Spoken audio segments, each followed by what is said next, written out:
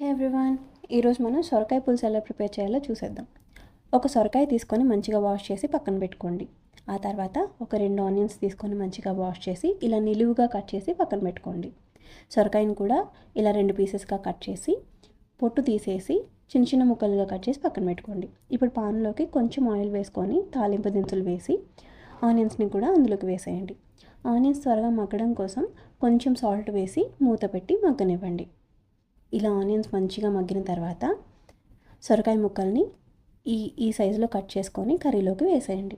కొంచెం సాల్ట్ వేసి మూత పెట్టి మగ్గనివ్వండి. ఈలోపు ఒక నిమ్మకాయ సైజ్ అంత చింతపండు తీసుకొని నానబెట్టుకోండి. సొరకాయ ముక్కలు ఇలా మగ్గిన తర్వాత కొంచెం పసుపు, 1 table spoons of salt, 2 table spoons of కారం వేసి అంతా కలిపేసి చింతపండు గుజ్జుని కర్రీలోకి వేసేసి 1 కప్ ఆఫ్ వాటర్ కూడా అందులోకి వేసేయండి. ఇప్పుడు టేస్ట్ చూసుకోండి అంతా ఎలా ఉందో ఏంటో.